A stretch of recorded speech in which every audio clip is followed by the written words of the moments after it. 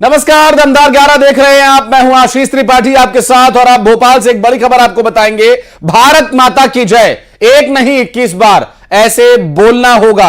और यूं तो हर देशभक्त भारत माता की जय बोलता ही है, लेकिन कुछ लोग किसी बात की इन्फ्लुएंस में आकर, किसी के बहकावे में आकर ऐसी हरकतें कर देते हैं, फिर कोर्ट उन्हें इस तरह के एक्सरसाइज बताता है। दरअसल देश विरोधी नारे लगाने वाले फैजान ने भी कुछ ऐसा ही किया। आज मिसरोद थाने में तिरंगे के सामने खड़े होकर 21 बार सलामी दी और भारत माता की जय का नारा भी लगाया।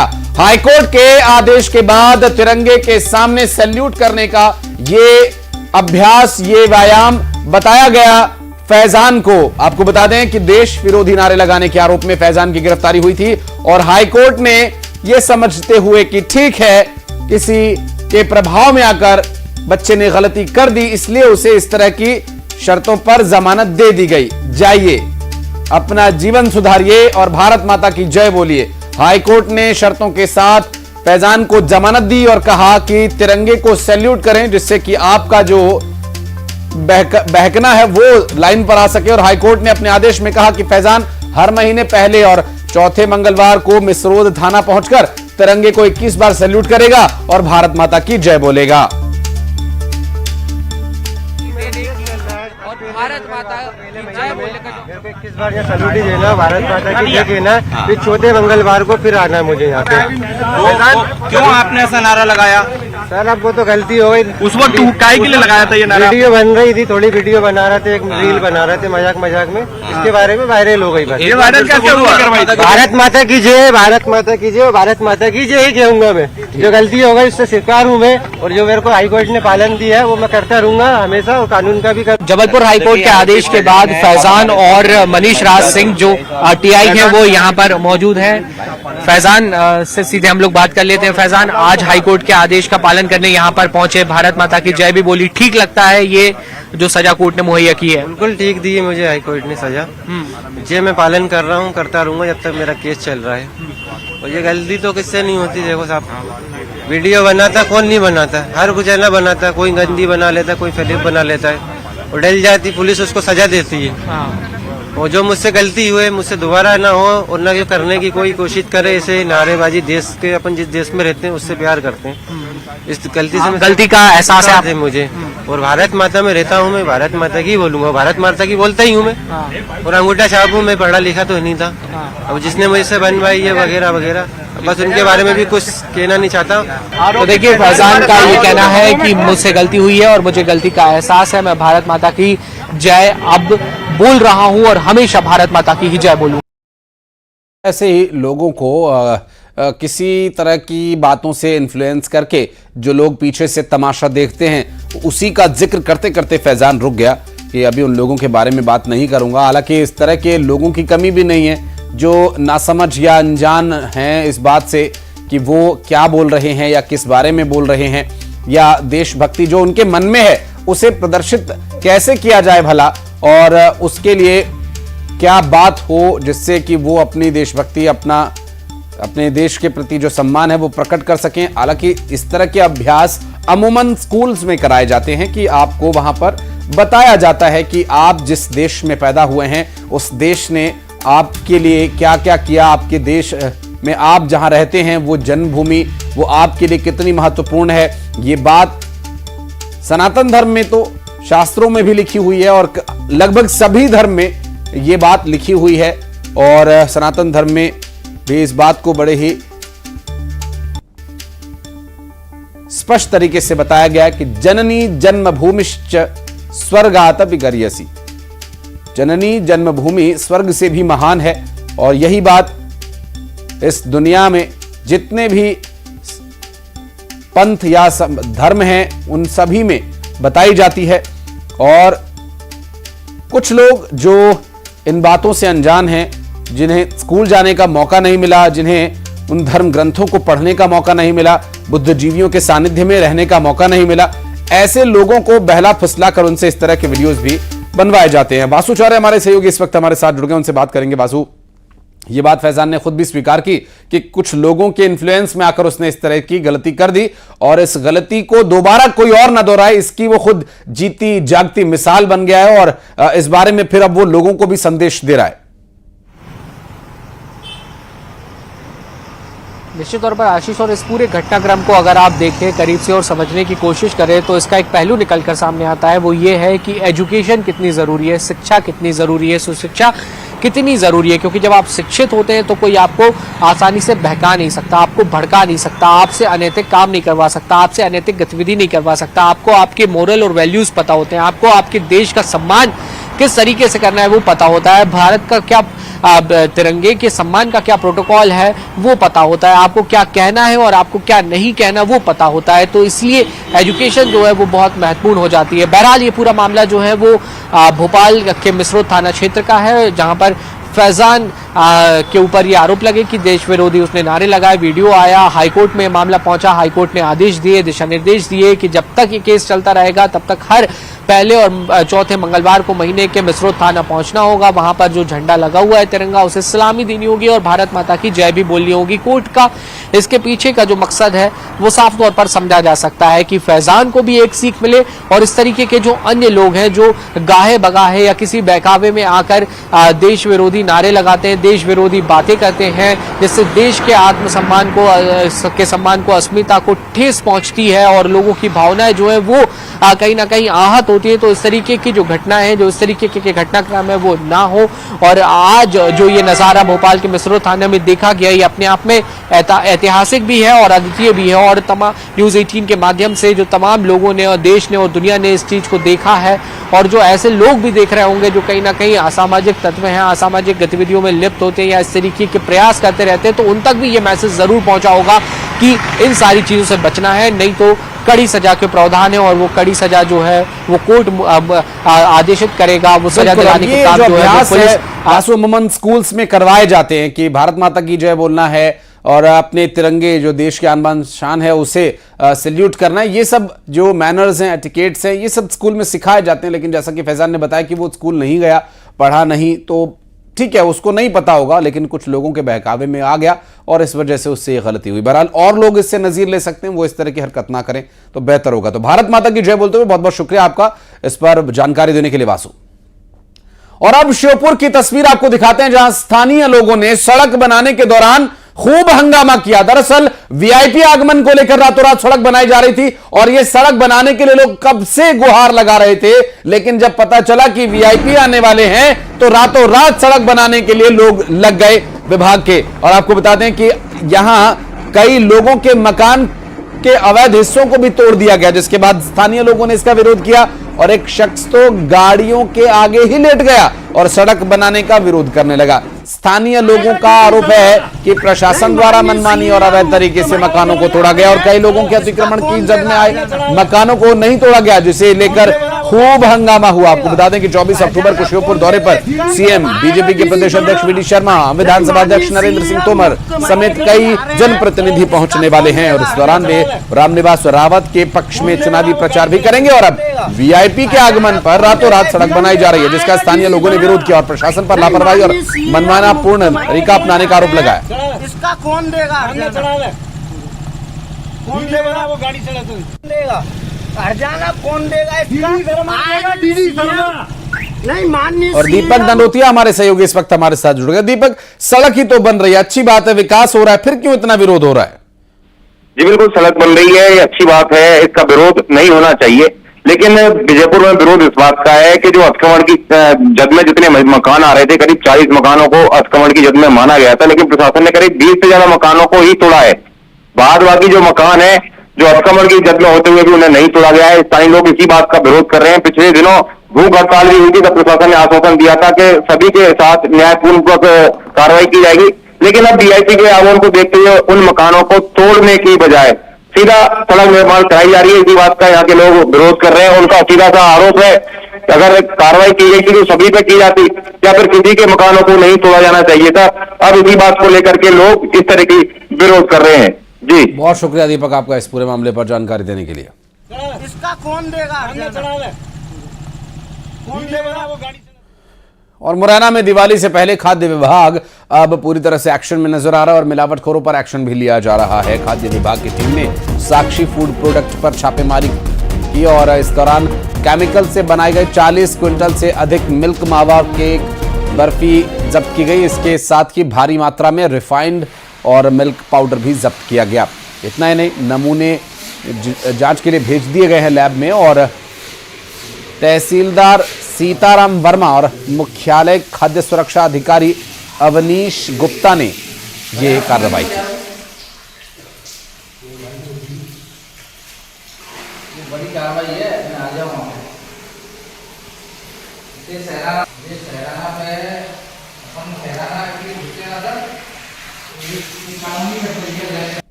और आपको बता दें कि यहाँ से सैंपल लेकर अब जांच के लिए भेज दिए गए हैं और ये देखिए किस तरह से किन हालातों में यहाँ पर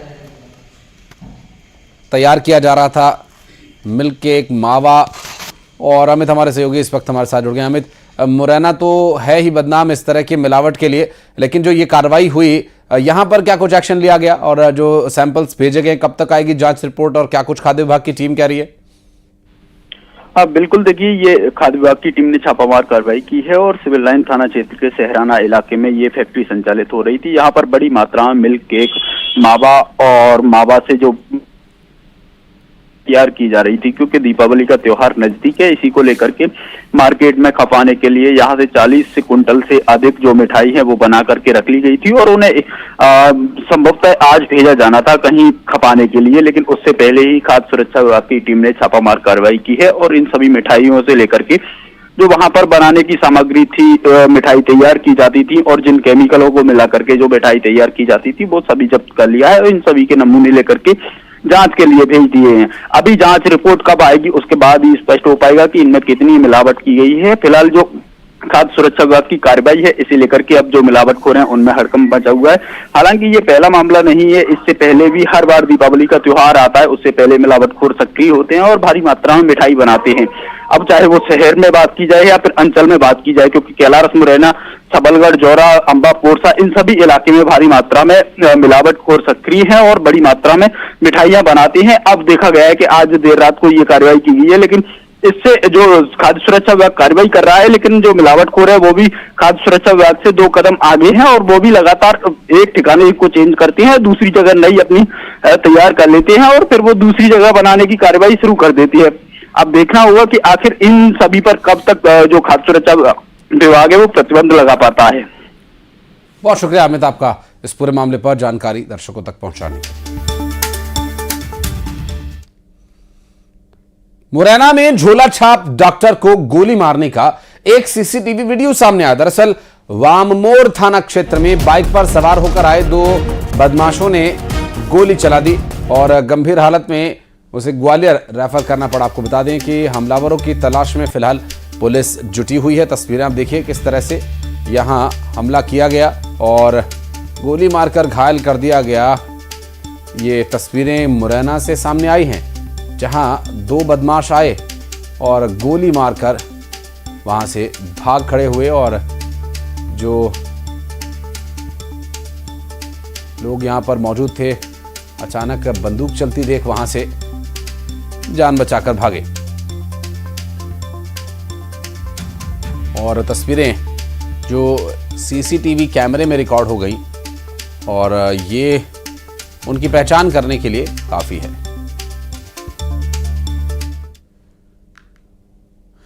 इंदौर में बेखौफ बदमाशों ने बीजेपी नेता शैलजा मिश्रा के घर के पास फायरिंग की वारदात को अंजाम दिया और घटना की जानकारी मिलते ही पुलिस मौके पर पहुंची और पूरे मामले की जांच में जुट गई है। पुलिस को जांच के दौरान मौके से खून के निशान भी मिले हैं।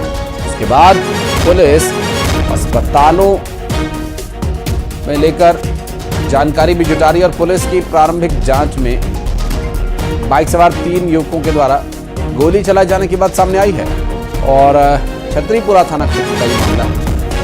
हालांकि डीएसपी ऋषि कुमार मीणा के मुताबिक अभी तक गोली चलने की पुष्टि नहीं हुई है।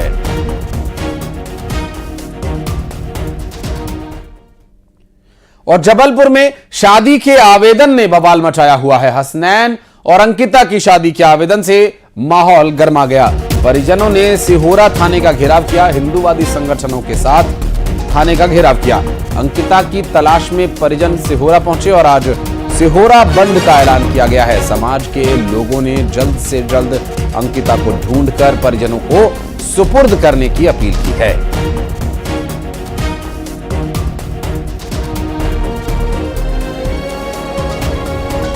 और हिंदूवादी संगठन यहाँ पे ज्ञापन दिए हैं और स्पष्ट रूप से हमने कह दिया है कि ये लव जिहाद बर्दाश्त नहीं करेंगे। जो हिंदू बच्ची है जो पुलिस के पास ही है, पुलिस छुपा रही है, उसको कस्टडी में रखी हुई है, वो उसके माँ बाप को सुपुर्द कर दें।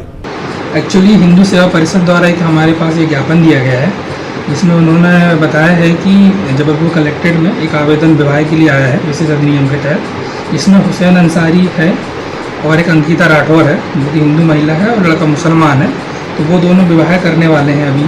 तो उसके विरोध में इन्होंने ज्ञापन दिया कि हम इस तरह का जो भी है इसमें लव जिहाद के बारे में बोलकर वो इस विवाह को विरोध कर रहे हैं। क्या इसमें कुछ कार्रवाई प्रशासन कर सकता है कि उन्होंने आवेदन निरस्त करने की मांग की है? इसके लिए पहले हम लोग जांच कराएंगे कि वो ये हुसैन है या नहीं है, और जो भी न्यायालय में इस तरह का शादी के लिए आवेदन आए उस न्यायालय को अवगत कराएंगे और वो न्यायालय इसमें डिसीजन लेगा कि इसमें क्या करना है। आजाद चौक में रहने वाले युवक के घर की सर्चिंग भी की जाती है। फिलहाल वो नहीं मिले हैं और इसमें बहुत ही संवेदनशीलता बरतते हुए दोनों की खोजबीन जारी है और ऐसा विश्वास है कि हम अपने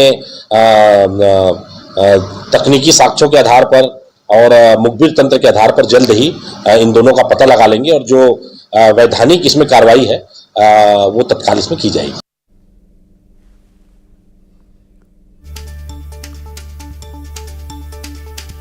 शादी का आवेदन दिए जाने के बाद से बवाल शुरू हुआ है। 4 तस्वीरें इससे जुड़ी आपको दिखा रहे हैं और अंकिता का एक वीडियो भी सामने आया जिसमें अंकिता ने हिंदू संगठनों और परिवार के लोगों को चेतावनी दी और कहा कि वो अधिकारों का इस्तेमाल करने के लिए स्वतंत्र है। अंकिता ने कुछ लोगों पर परेशान करने का भी आरोप लगाया, कहा कि अगर कोई भी गलत कदम उठाया गया तो इसके लिए वे जिम्मेदार होंगे।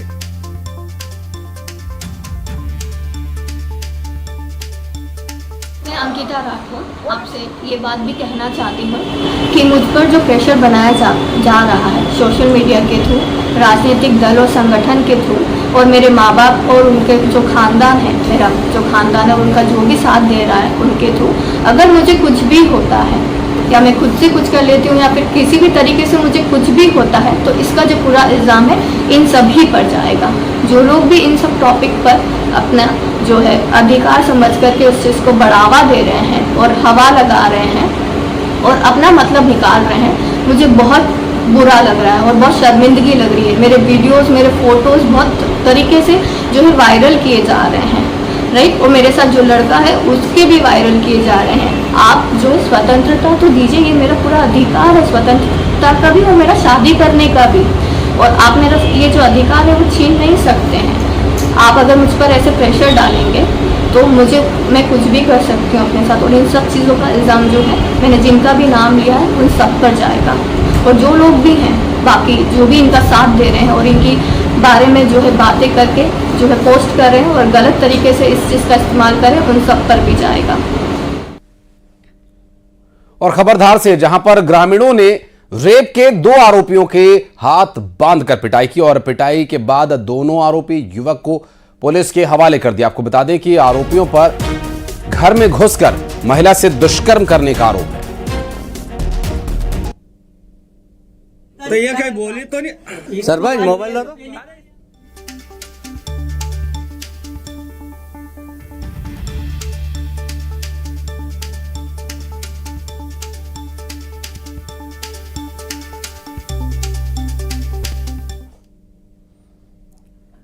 और बैतूल में सारनी के रिहायशी इलाके में तेंदुआ देखने के बाद लोग दहशत में। आपको बता दें कि सारनी की एबी टाइप कॉलोनी के पास मादा तेंदुआ और शावक देखे गए। वहीं लोगों ने इसकी जानकारी वन विभाग की टीम को भी दी। सूचना के बाद वन विभाग की टीम अलर्ट हो गई है और लगातार निगरानी में जुटी हुई है। आपको बता दें कि सारनी इलाके में सतपुड़ा टाइगर रिजर्व से सटे हुए होने की वजह से इस तरह की तस्वीरें अक्सर देखी जाती हैं और लोगों ने इस बात की जानकारी वन विभाग को दी है। बैतूल से ये पूरा मामला सामने आया।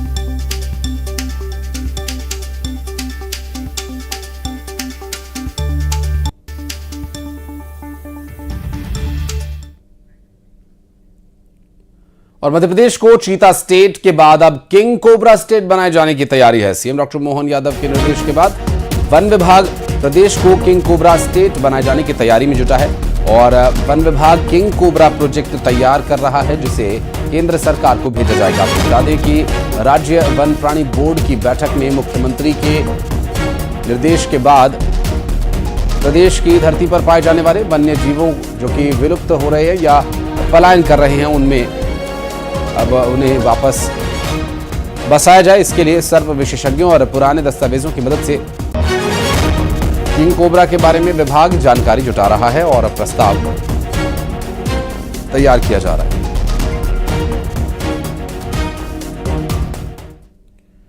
और अब बात राजगढ़ की, जहां नरसिंहगढ़ में हिंदू संगठनों ने यूट्यूबर धर्मेंद्र बिलोटिया के खिलाफ एफआईआर दर्ज किए जाने की मांग को लेकर आवेदन थाने में दिया। हिंदू संगठनों का कहना है कि यूट्यूबर धर्मेंद्र बिलोटिया हिंदू त्योहारों पर अभद्र और सनातन विरोधी रील बनाकर पोस्ट करता है और समझाने के बाद भी हिंदू धर्म और हिंदू त्योहारों के खिलाफ रील पोस्ट की गई, जिससे हिंदू धर्म को मानने वाले लोग नाराज नजर आ रहे हैं। और जम्मू कश्मीर में हुए आतंकी हमले का शिकार हुए सीधी के इंजीनियर अनिल शुक्ला का पार्थिव शरीर आज गृहग्राम पहुंचेगा। अनिल शुक्ला की मौत के बाद उनके गांव में मातम पसरा हुआ है। आपको बता दें कि अनिल शुक्ला जेपी कंपनी में सिविल इंजीनियर के पद पर थे, जहां आतंकी हमले का वे शिकार हो गए।